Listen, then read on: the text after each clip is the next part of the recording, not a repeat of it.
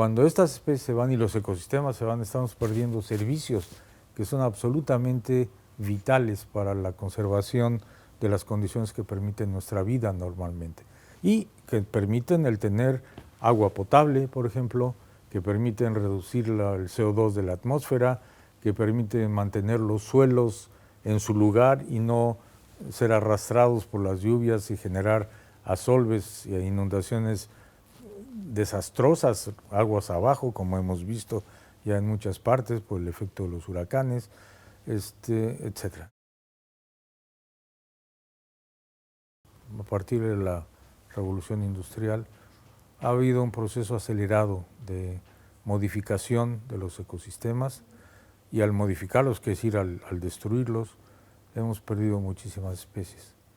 Al paso que vamos, probablemente hacia mediados del siglo habremos perdido alrededor de 30% de las especies.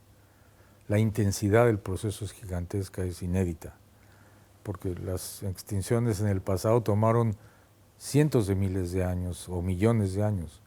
Ahora estamos haciendo eso mismo en, yo diría, prácticamente unas cuantas décadas o un par de siglos. Indudablemente el más importante es la destrucción de ambientes, de ecosistemas, es decir, su modificación completa, básicamente para convertirlos en tierras de cultivo, fundamentalmente para producción de alimentos, pero también para el desarrollo urbano, por ejemplo, es la causa más importante. Después de esto, la introducción de especies exóticas, realmente elementos de gran perturbación para la fauna y la flora locales. Y después estamos produciendo otro gran cambio global, que es el calentamiento de la atmósfera, que seguramente va a ser otro elemento disruptivo muy serio. Ya está haciéndolo en algunas partes, pero esto va a aumentarse más.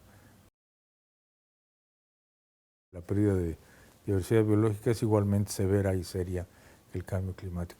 Pero están muy relacionados, justamente porque los sistemas ecológicos son los que absorben el CO2 y lo han hecho desde siempre, manteniendo un balance en la atmósfera de CO2 que se rompió por dos razones. Primero, por las emisiones de CO2 por el uso de combustibles y por otro lado, por la reducción de los sistemas ecológicos. Pero claro, a su vez esos cambios climáticos afectan a la diversidad biológica porque modifican las condiciones climáticas para muchas especies.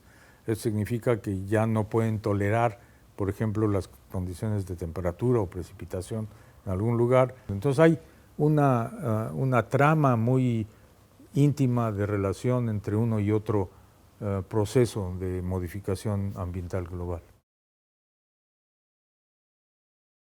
Desafortunadamente, la mayor parte de los sistemas de producción agrícola modernos, vamos a llamarle, se han basado en la reducción total de la diversidad biológica.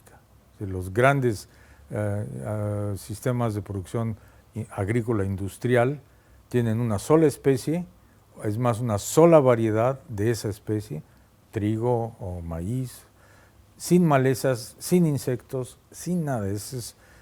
Con el objeto de aumentar la productividad.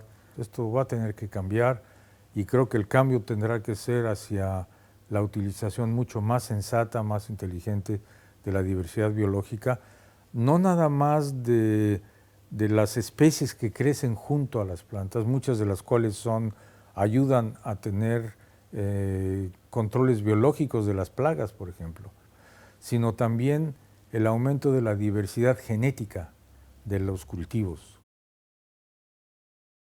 Uno de los retos más grandes que tenemos es cómo vamos a alimentar a los 9,000 millones de habitantes que existirán a mediados de este siglo en el planeta, cuando además el consumo per cápita va a subir tanto que tenemos que producir el doble de alimentos de lo que estamos produciendo hoy.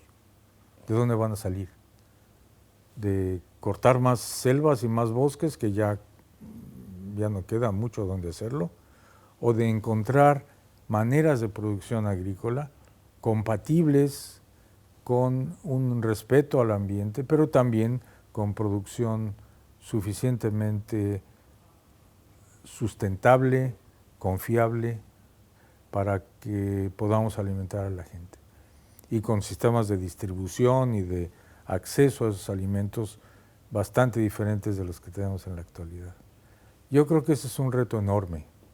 Cómo lo resolvamos va a definir qué va a pasar con la diversidad biológica y, en consecuencia, qué va a pasar con el futuro de la humanidad. No es dable pensar en un planeta estable socialmente hablando si la matriz biológica que nos sostiene se destruye.